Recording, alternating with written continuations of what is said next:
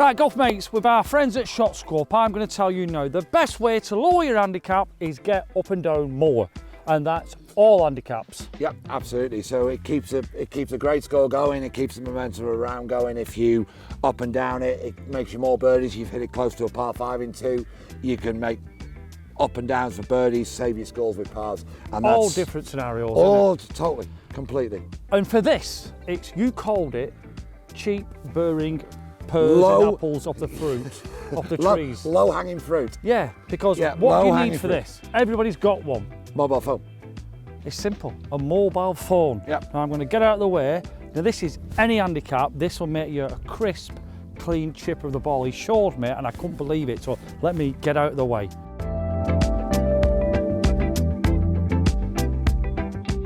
One of the things that we always have to think about when we're chipping a ball is we need to do the simple things well.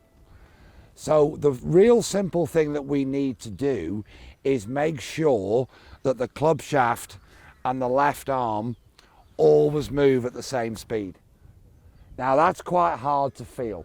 So take your mobile phone and hold it in your left hand and put the top of your phone against the inside of your left forearm. And you can practice this in the house, you can practice this in the office, you can practice this absolutely anywhere.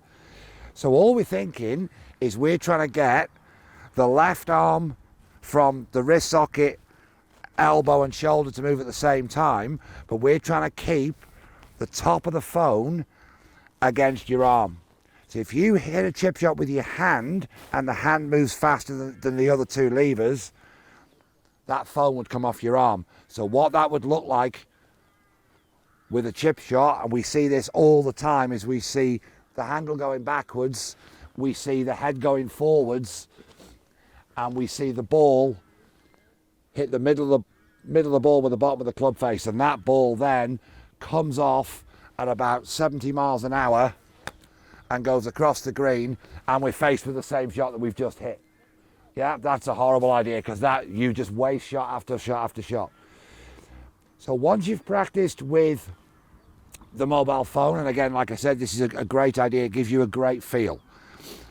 What we're going to think about is keeping the shaft in line with your forearm all the way through the chipping action.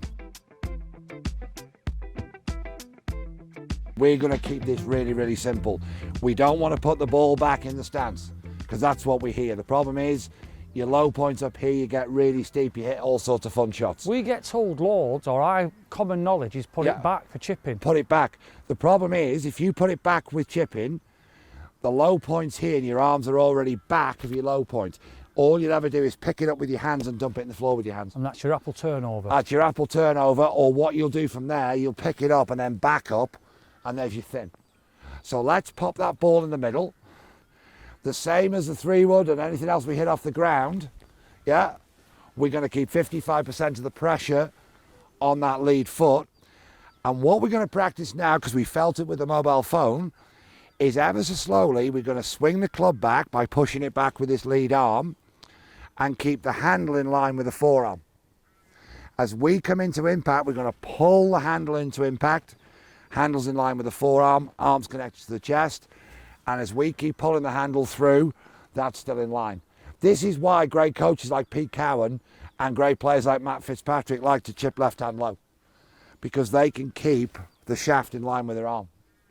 So for us, we're going to think, okay, ball's going to go right in the middle, weight's 55 left, shaft's leaning a little bit left so it lines up with the left forearm at address. And all we're going to do is we're going to keep the shaft moving at the same pace that the left arm moves. And that ball pops up in the air and rolls out to about a foot. So, again, looking at shot scope data, we also know that if you chip it inside 3 feet, 99% of putts from inside 3 feet you're going to make. So when you can control the loft and you can control the distance by keeping this super simple, you're going to hit it inside 5-6 feet more often. You're going to give yourself a higher probability of making the next putt. So a great drill that I really like, set it up exactly the same, put your right hand in your pocket. And all you're trying to feel is you're pushing the front of the handle away and pulling the front of the handle through, keeping that in line with the left arm. So you should be able to chip as well with the left arm as you can with the right.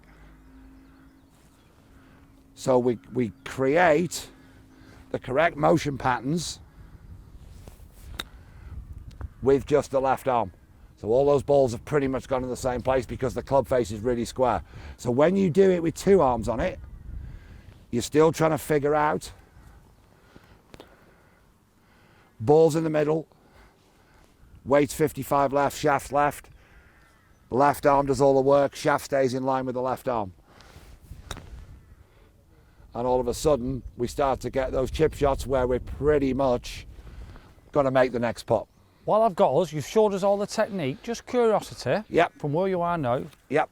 does it matter what club you hit? I like loft, yeah, and most people are afraid of loft. So I would play that with a 58-degree wedge because I'm trying to clear all of the rough and the stuff that's in front of me, and I'm trying to get the ball to land on the green. So I know from there I can fly that ball 50% of the way to the target, and it's going to run out, yeah, the other 50%. Let's just say it was a flat lie, that I've got over anything. Is it the same technique with an 8 iron, 9 iron? Absolutely, because all you're doing the same thing, you're just changing the launch angle. So with a 58-degree wedge, the ball wants to come off at that angle. Is that as easy as that? It's as easy as that. Yeah, so with an 8 iron, the ball would come off at that angle, so the ball would launch lower and then run further. So all we're really thinking is this becomes situational. So figure out how much rough you've got to cover, figure out how much green you've got to work with, and then you pick your landing spot relative to, or you pick the club relative to the landing spot. One of the big things, and this is really important, is knowing how far the ball runs out. Right. Each course is going to be different. Each course is totally different. So if you stand at the side of your chipping green and know how far the ball runs out from different distances, what you can then do is you know where to land it.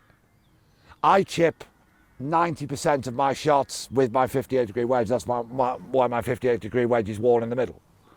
Yeah? So keep it simple. Ball in the middle, weight left, shaft and left arm, move it exactly the same line on both sides, or same time, both sides of the ball. You just hit those shots that land and then roll like a putt, and you're giving yourself the greatest opportunity of holding the next one.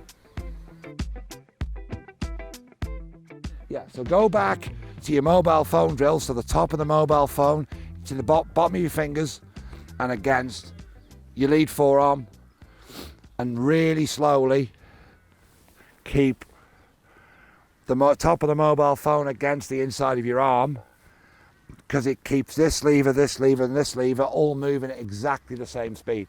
And that's the key, isn't it? And that's the key, because if we get levers working at independent speeds, we're going to mess up the strike, we're going to mess up the loft. What this is going to really help everybody do is give them a process that they can go out and work with.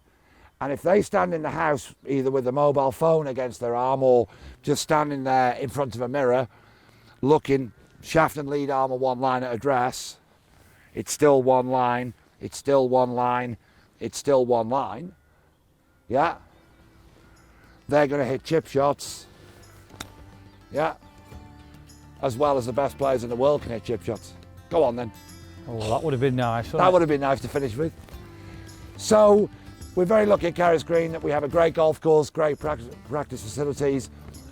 I'm available for lessons 7 days a week. We also run one-day golf schools. We also do two-day playing schools where we bring you out on this great golf course and show you how to play golf. And I'm available on Skillist for online golf lessons for any part of the game that you're struggling with. Have a great golf season. Let's hope this weather holds, and we'll all talk to you soon.